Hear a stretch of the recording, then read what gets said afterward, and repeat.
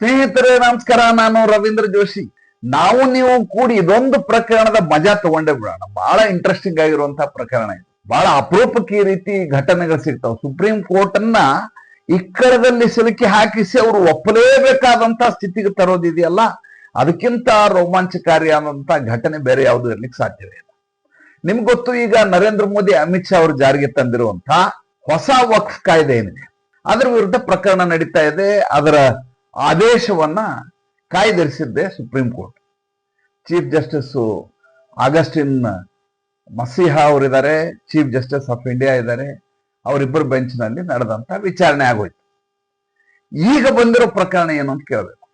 ಇದೇ ವಕ್ಫ್ ಕಾಯ್ದೆಗೆ ಸಂಬಂಧಪಟ್ಟ ಹಾಗೆ ಮನಮಾನಿ ಮಾಡಿರುವಂತ ಪ್ರಕರಣ ಇದು. ಅಂದ್ರೆ ಇಷ್ಟಾಬಂಧ ಕಾಯ್ದೆಯನ್ನ ತಿದ್ದುಪಡಿ ಮಾಡಿರೋದು.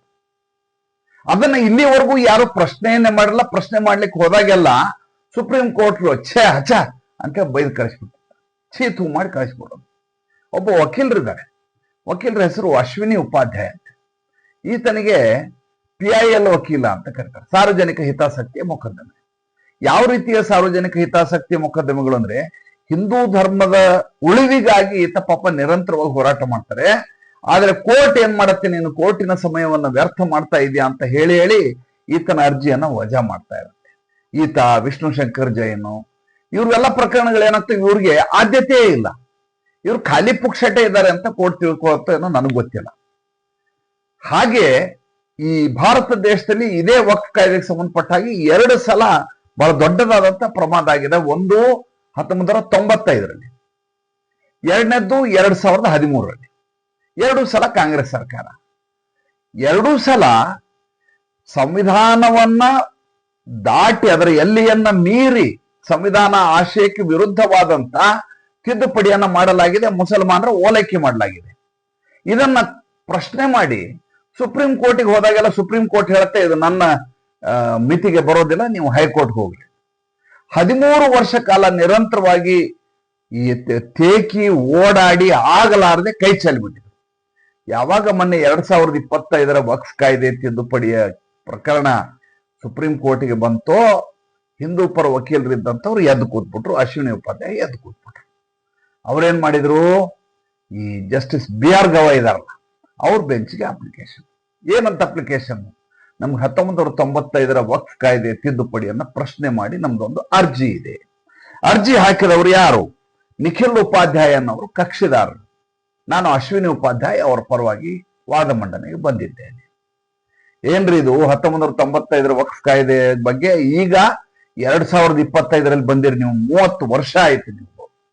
ಇಲ್ಲ ಸ್ವಾಮಿ, 1995ರದ್ದು ಒಂದೇ ಅಲ್ಲ, 2013 ತಗೊಂಡ್ಬಂದೆ. ಅದ್ಯಾವುದು, ಅದು ವಕ್ಫ್ ಕಾಯ್ದೆ ಇದೆ. ಅವಾಗ್ಲೂ ಕೂಡ ಕಂಡವರ ಆಸ್ತಿ ಅಲ್ಲ ವಕ್ಫ್ ಆಸ್ತಿ ಅಂತ ಹೇಳಿದಂತ ತಿದ್ದುಪಡಿ ಆಗಿದೆ.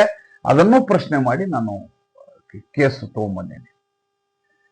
ಕೋರ್ಟ್ ಹೇಳುತ್ತೆ, ಆಗ 12 ವರ್ಷ ಆಗ್ಬಿಟ್ಟಿದೆ. 2013 ಅಂದ್ರೆ ಈಗ 2025, 12 ವರ್ಷ ಆಗಿದೆ. ಅದಕ್ಕೆ 30 ವರ್ಷ ಆಗಿದೆ, ಇದಕ್ಕೆ 12 ವರ್ಷ ಆಗಿದೆ. ಆಗದೇ ಇಲ್ಲ ಇದು.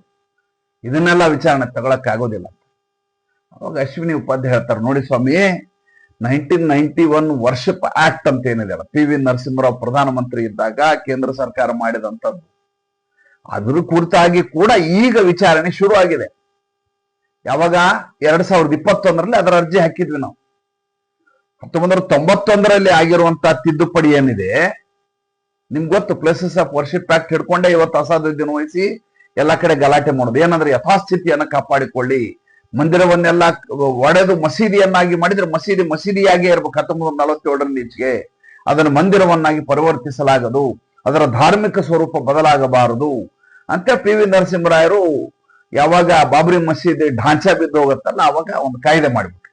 ಇಲ್ಲೇ ಆದ್ರೆ ಬೆಳಿಗ್ಗೆ ಅಂದ್ರೆ ಇದೇ ರಗಳೆ ಆಗ್ತದೆ. ಯಾಕಂತಂದ್ರೆ ಮೊಘಲರು ಈ ದೇಶದಲ್ಲಿ ಎಲ್ಲಾ ದೇವಸ್ಥಾನಕ್ಕೆ ಕೆಡವೆ ಮಸೀದಿ ಕಟ್ಟಿರೋದು. ಬೇರೆ ಕಡೆ ಜಾಗ ಇರ್ಲಿಲ್ವಾ, ಇತ್ತು. ಹಿಂದೂಗಳ ಮೇಲೆ ಈ ರೀತಿಯ ದಾಳಿ ಮಾಡಬೇಕು, ಅವರನ್ನ ಅವಮಾನಿತರನ್ನಾಗಿ ಮಾಡಬೇಕು ಅಂತ ಕಾಶಿ, ಮಥುರಾ, ಅಯೋಧ್ಯೆ ಎಲ್ಲಾ ಕಡೆ ಇದೆ ದಂಧೆ ಮಾಡಿದ್ದವು. ಎಲ್ಲಿ ಹಿಂಗಾಗ್ಬಿಡುತ್ತೋ ಅನ್ನುವ ಸಂಕಟಕ್ಕೆ PV ನರಸಿಂಹರಾವ್ ಇಂಥದೊಂದು ಕಾಯ್ದೆ ಜಾರಿಗೆ ತಂದ್ರು. ಪ್ರಶ್ನೆ ಮಾಡಲಿಲ್ಲ. ಈಗ ಪ್ರಶ್ನೆ ಮಾಡಿದ್ರು 2021ರಲ್ಲಿ ಪ್ಲೇಸಸ್ ಆಫ್ ವರ್ಷಿಪ್ ಆಕ್ಟ್ ಬಗ್ಗೆ. ಎಷ್ಟು ವರ್ಷದ ನಂತರ, 30 ವರ್ಷದ ನಂತರ ಅಂಥದೊಂದು ಪ್ರಕರಣ ಈಗ ಸುಪ್ರೀಂ ಕೋರ್ಟ್ ನಲ್ಲಿ ವಿಚಾರಣೆಯಲ್ಲಿದೆ ಮೈಲಾರ್ಡ್ ಅಂತ ಅತ್ಯಂತ ವಿನೀತರಾಗಿ ಪಾಪ ಅಶ್ವಿನಿ ಉಪಾಧ್ಯಾಯ ಹೇಳಿದ್ರು. ಈ ಕಡೆ ಆಗಸ್ಟಿನ್ ಮಸೀಹ, ಈ ಕಡೆ ಚೀಫ್ ಜಸ್ಟಿಸ್ ಆಫ್ ಇಂಡಿಯಾ ಇಬ್ರು ಮಾತಾಡ್ಲಿಕ್ಕೆ ಶುರು ಮಾಡಿದ್ರು. ಏನ್ ಮಾಡೋದು ಇದು, ನೋಡಿದ್ರೆ ಇಕ್ಕಳದಲ್ಲಿ ಸಿಲ್ಕ್ ಹಾಕ್ಸ್ಬಿಟ್ಟಿದ್ದಾರೆ. ಇನ್ನೊಂದು ಪ್ರಕರಣ ಹಿಂಗೆ 30 ವರ್ಷದಿಂದ ತಗೊಂಡಿದ್ದಾರೆ. ಈಗ ನಾವು ಇಲ್ಲ ಅನ್ಲಿಕ್ಕೆ ಆಗೋದಿಲ್ಲ. ಒಂದು ಕ್ವೈರಿ ಹಾಕಿದ್ರು. ಏನಂತ ಕ್ವೈರಿ ಹಾಕಿದ್ರು ನೋಡಿ, ನೀವು ಈ ರೀತಿ ಯಾವುದೋ ಒಂದು ಅಪ್ಲಿಕೇಶನ್ ಹಾಕಿದ ಮೇಲೆ ವಿಚಾರಣೆ ಆಗ್ಬೇಕು ಅಂದ್ರೆ ಆಗೋದಿಲ್ಲ.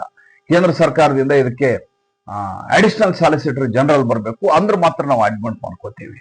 ಅವಾಗ ತಕ್ಷಣ ಬರ್ತಾರೆ ಐಶ್ವರ್ಯ ಭಾಟಿ ಅಂತ ಅಡಿಷನಲ್ ಸಾಲಿಸಿಟರ್ ಜನರಲ್ ಬರ್ತಾರೆ. ಬಂದು ಒಂದು ತೀರ್ಮಾನಕ್ಕೆ ಬರ್ತಾರೆ. ಏನಪ್ಪಾ ಅಂತಂದ್ರೆ, ಈಗೇನು 2025 ನಡೀತಾ ಇದೆಯಲ್ಲ, ಅದರ ಜೊತೆ ಇದನ್ನ ಸೇರ್ಸಂಗಿಲ್ಲ.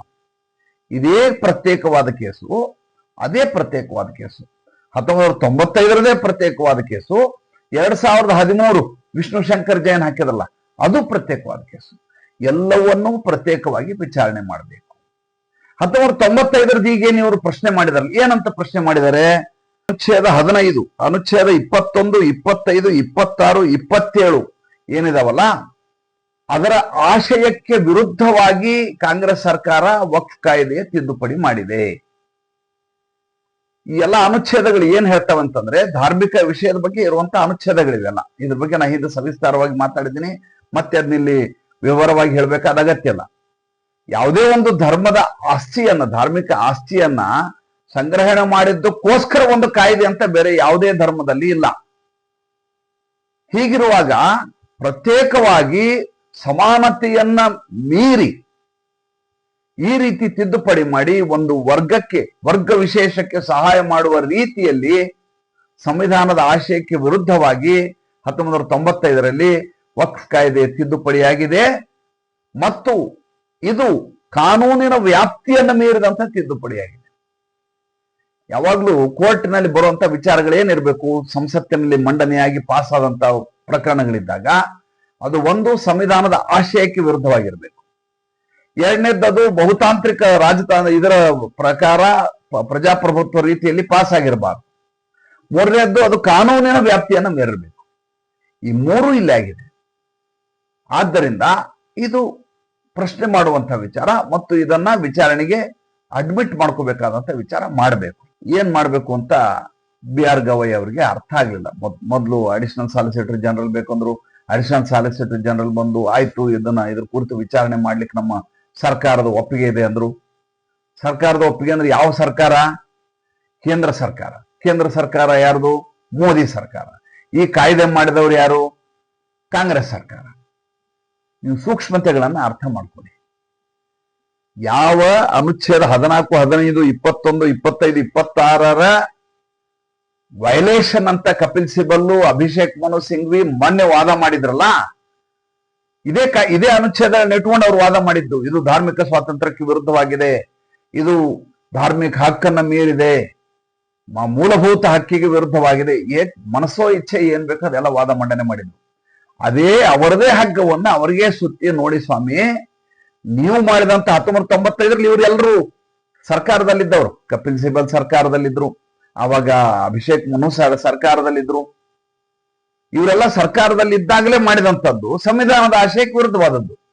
ಈಗ ಇವರು ಅಕಸ್ಮಾತ್ ಪಾರ್ಟಿ ಆದ್ರೆ ಇವರು ಬಂದು ಉತ್ತರ ಕೊಡಬೇಕಾದ ಪರಿಸ್ಥಿತಿ ಬರ್ತದೆ, ವಿರುದ್ಧವಾಗಿ ನಿಂತರೆ. ಮಜಾ ಅಂದ್ರೆ ಯಾವ ಪ್ರಕರಣವನ್ನ ಅಡ್ಮಿಟ್ ಮಾಡ್ಕೊಳ್ಳಿಕ್ಕೆ ಸುಪ್ರೀಂ ಕೋರ್ಟ್ ಇಷ್ಟು ವರ್ಷ ಆಟ ಆಡಿಸಿತ್ತಿಲ್ಲ. ಮುಂಚೆ ವಿಷ್ಣು ಶಂಕರ್ ಜೈನ್ ಈ ಹಿಂದೆಯೇ 1995, 2013 ಕುರಿತಾಗಿ ಇವೆರಡೂ ಸಂವಿಧಾನದ ಆಶಯಕ್ಕೆ ವಿರುದ್ಧವಾಗಿದ್ದಾವೆ. ಒಂದು ಧರ್ಮದವರನ್ನ ಖುಷಿ ಪಡಿಸ್ಲಿಕ್ಕಾಗಿ, ಸಂಪ್ರೀತಗೊಳಿಸ್ಲಿಕ್ಕಾಗಿ, ರಾಜಕೀಯದ ಬೇಳೆ ಬೇಯಿಸ್ಕೊಳ್ಳಿಕ್ಕಾಗಿ ಮಾಡಿದಂತ ತಿದ್ದುಪಡಿ ಅಂತ ಕೋರ್ಟಿಗೆ ಮೊರೆ ಹೋದ ಸಂದರ್ಭದಲ್ಲಿ 13 ವರ್ಷ ಆಟ ಆಡಿಸಿ ಸುಪ್ರೀಂ ಕೋರ್ಟ್ ಕೊನೆಗೆ ಹೈಕೋರ್ಟಿಗೆ ತಗೊಂಡು ಹೋಗಿ ಅಂತ ಹೇಳಿ, ಕೇಂದ್ರ ಸರ್ಕಾರದಲ್ಲಿ ಸಂಸತ್ತಿನಲ್ಲಿ ಪಾಸ್ ಆದಂತ ವಿಧೇಯಕದ ಕುರಿತು, ಕಾಯ್ದೆ ಆಗಿದ್ದರ ಕುರಿತು ಸುಪ್ರೀಂ ಕೋರ್ಟ್ ನಲ್ಲಿ ವಿಚಾರಣೆ ಆಗಲ್ವಂತೆ, ಹೈಕೋರ್ಟ್ಗೆ ಹೋಗ್ಬೇಕಂತೆ. 2025 ಮೋದಿ ಮಾಡಿದ್ದನ್ನ ಸುಪ್ರೀಂ ಕೋರ್ಟ್ ತಕ್ಷಣದಲ್ಲಿ ಅಡ್ಮಿಟ್ ಮಾಡ್ಕೊಳತ್ತಂತೆ. ಆದ್ಯತೆಯಲ್ಲಿ ಪ್ರತಿ ದಿವಸ ವಿಚಾರಣೆ. ಏನ್ರಿ ಅರ್ಥ? ಇದಕ್ಕೆ ಏನಾದ್ರೂ ಒಂಚೂರು ನಿಷ್ಪಕ್ಷಪಾತವಾಗಿ ಮಾಡ್ಬೇಕು ಅನ್ನುವಂತ ಕನಿಷ್ಠ ಪ್ರಜ್ಞೆ ಇರಬಾರ್ದನ್ರಿ ಇವರಿಗೆ. ಈಗ ಪರಿಸ್ಥಿತಿ ಹೆಂಗ್ ಬಂದ್ರೆ ಇಕ್ಕಟ್ಟಿಗೆ ಸಿಕ್ಕಾಕೊಂಡ್ಬಿಟ್ಟಿದ್ದಾರೆ. ಈಗ ಅದ್ರದ್ದು ವಿಚಾರಣೆ ಆಗ್ಬೇಕು, ಇದ್ರದ್ದು ವಿಚಾರಣೆ ಆಗ್ಬೇಕು. ಈಗ ಏನಾದ್ರು 2025 ವಿಧೇಯಕ ತಿದ್ದುಪಡಿ ಏನಾಗಿದೆಯಲ್ಲ, ಕಾಯ್ದೆ ಆಗಿದೆಯಲ್ಲ, ಇದನ್ನ ಆದೇಶ ಏನು ಈಗ ಕಾಯ್ದಿರಿಸಿದ್ದಾರಲ್ಲ, ಇದರ ತೀರ್ಪನ್ನ ಕೊಟ್ಟದ್ದೇ ಆದ್ರೆ ಈ ಎರಡು ಇದಾವಲ್ಲ 95 ಬಹಳ ಮಜಾ ಇದೆ. ಮೊನ್ನೆ ವಿಚಾರಣೆ ನಡೆದ ಸಂದರ್ಭದಲ್ಲಿ ಸ್ವಾಮಿ 2013 95 ಎರಡು ಪೆಂಡಿಂಗ್ ಇದಾವಂತೆ. ಹರೀಶ್ ಸಾಳ್ವೆ ಒಂದು ಮಾತು ಹೇಳಿದ್ರು. ಹರೀಶ್ ಸಾಳ್ವೆ ಮಾತಾಡಿದ ಒಂದೇ ಒಂದು ಮಾತು ಏನಂತ, ವಾದ ಮಂಡನೆ ಮಾಡಲಿಲ್ಲ ಅವರು. ಹಳೆಯ ಪ್ರಕರಣವನ್ನು ಕೂಡ ನೀವು ವಿಚಾರಣೆಗೆ ತೆಗೆದುಕೊಳ್ಳಬೇಕು. ಯಾವ್ದು ಹಳೆ ಪ್ರಕರಣ? 1995 2013 ಅದು ವಿಚಾರಣೆ ತಗೋಬೇಕು ಅಂತ ಒಂದು ಮಾತು ಹೇಳಿದ್ರು. ಯಾವಾಗ ಆ ಮಾತನ್ನು ಹೇಳಿದ್ರು ಅವಾಗಿದ್ದಂತ chief justice of India Sanjiv Khanna 1 second silent ಆದ್ರು. ಯಾಕೆಂದ್ರೆ Harish Salve international court of justice ನಲ್ಲಿ ವಾದ ಮಂಡನೆ ಮಾಡುವಂತ ವ್ಯಕ್ತಿ ಆತ. ಅವ್ರು ಹೇಳಿದ್ದಾರೆ ಅಂದ್ರೆ ಇದ್ರ ಹಿಂದೆ ಏನೋ ಒಂದು ದೊಡ್ಡದಾದಂತ ಪಾಯಿಂಟ್ ಇದರಲ್ಲಿದೆ ಅಂತ ಅವರಿಗೆ ಸ್ಪಷ್ಟ ಆಗೋಯ್ತು. ನೋಡಿ, ದುಃಖ ಆಗೋದೇನು ಗೊತ್ತಾ ನನ್ಗೆ, 1990 ಜನವರಿ 19ಕ್ಕೆ ಬಹಳ ದೊಡ್ಡದಾದಂತಹ ಹಿಂದೂಗಳ ನರಮೇದಾಯ್ತು. ಎಲ್ಲಿ? ಕಾಶ್ಮೀರದಲ್ಲಿ. ಇಡೀ ಪಂಡಿತರು, ಇಡೀ ಸಮುದಾಯವನ್ನ, ಲಕ್ಷಗಟ್ಟಲೆ ಜನರನ್ನ ಅಲ್ಲಿಂದ ಒಕ್ಕಲೆಬ್ಸಲಾಯ್ತು. ಮಹಿಳೆಯರ ಅತ್ಯಾಚಾರ ಆಯ್ತು, ಅವ್ರನ್ನ ಅಲ್ಲೇ ಇಟ್ಕೊಳ್ಳಲಾಯ್ತು, ಮತಾಂತರ ಮಾಡಲಾಯ್ತು, ಅವ್ರನ್ನ ಕಾಶ್ಮೀರಿ ಮುಸಲ್ಮಾನರನ್ನ ಮಾಡಲಾಯ್ತು, ಎಷ್ಟೋ ಜನ ಓಡ್ ಹೋದ್ರು. ಅಂತದೊಂದು ಸಿಚುವೇಶನ್ ನಾವು ಕಲ್ಪನೆ ಮಾಡ್ಕೊಳ್ಳಿಕ್ಕೂ ಸಾಧ್ಯ ಇಲ್ಲ. ಹೃದಯ ವಿದ್ರಾವಕ ಅದು. ಅದಕ್ಕಿಂತ ಯಾವ್ದು ಶಬ್ದ ನನ್ನ ಹತ್ರ ಬರ್ಲಿಕ್ಕೆ ಸಾಧ್ಯನೇ ಇಲ್ಲ. ನನ್ನ ಕರಳೆಲ್ಲ ಹಿಂಗೆ ಹಿಂಡಿ ಬಿಡ್ತಾವ ಅವ್ರ ವಿಷಯ. ಪಂಡಿತರು ಅವರು ಸ್ಲಮ್ ನಲ್ಲಿ ಇದ್ದಂಗಿದಾರೆ ಜಮ್ಮುನಲ್ಲಿ. ಅವ್ರದ್ದು ಇದನ್ನ ನೋಡ್ಬೇಕು ನೀವು, ಅವ್ರ ಕಾಲನಿ ನೋಡ್ಬಿಟ್ರೆ ನಿಜಕ್ಕೂ ಕಣ್ಣಲ್ಲಿ ನೀರು ಬರಂಗಿಲ್ಲ, ರಕ್ತ ಬರುತ್ತೆ. ಅಂಥ ದಯನೀಯ ಸ್ಥಿತಿಯಲ್ಲಿದ್ದಾರೆ ಅವರು. ಅವರ ಪ್ರಕರಣವನ್ನು ವಿಚಾರಣೆಗೆ ತೆಗೆದುಕೊಳ್ಳಿ ಅಂತ ಹೇಳಿದಾಗ ಹಿಂದೆ ಕೋರ್ಟ್ ಹೇಳುತ್ತೆ, ಸುಪ್ರೀಂ ಕೋರ್ಟು, ಬಹಳ ಹಳೆಯ ಪ್ರಕರಣ, ಇದು ಕೂರ್ತು ವಿಚಾರಣೆ ಮಾಡಕ್ಕಾಗಲ್ಲ ಅಂತ. ಮಾನವೀಯ ನೆಲೆಯಲ್ಲಿ ಸುಮೋಟವಾಗಿ ಕೇಸನ್ನು ತಗೋಬೇಕಾಯ್ತು ಸುಪ್ರೀಂ ಕೋರ್ಟು ಈ ವಿಷಯವನ್ನ. ಅಂಥದ್ದು ಅರ್ಜಿ ಹಾಕ್ಲಿಕ್ಕೆ ಹೋದಾಗ ಪಂಡಿತರು ಇದನ್ನ ತಗೊಳಿಕ್ಕಾಗಲ್ಲ ಅಂತ ಹೇಳಿ. ಈಗ ಅಶ್ವಿನಿ ಉಪಾಧ್ಯಾಯ ಹೆಂಗೆ ಅಡ್ಡ ಹಾಕಿದ್ರು ಅಂದ್ರೆ 2 ಉದಾಹರಣೆ ಹೇಳಿದ್ರು. ಒಂದು 1991 ಪ್ಲೇಸಸ್ ಆಫ್ ವರ್ಷಿಪ್ ಆಕ್ಟ್ 2021 ವಿಚಾರಣೆ ನಡೀತಾ ಅಂತ ಒಂದ್ ಹೇಳಿದ್ರು, 30 ವರ್ಷದ ನಂತರ. ಇನ್ನೊಂದು ಎರಡನೇದ್ದು ಅಲ್ಪಸಂಖ್ಯಾತರ ಆಯೋಗದ 1992 ಪ್ರಕರಣ 2021 ವಿಚಾರಣೆ ನಡೀತಾ ಅಂತ ಹೇಳಿ. ಈ ಪ್ರಕರಣಗಳ ನಡೆಯುವಾಗ ಇದ್ಯಾಕೆ ನಡೀಬಾರ್ದು, ಇದಕ್ಕೆ ಯಾಕೆ ಗಡುವು ಹಾಕ್ತೀರಿ ಅಂತ ಕೇಳಿದಾಗ ವಿಧಿ ಇಲ್ಲದೆ ಸುಪ್ರೀಂ ಕೋರ್ಟ್ ಒಪ್ಕೋಬೇಕಾಗತ್ತೆ.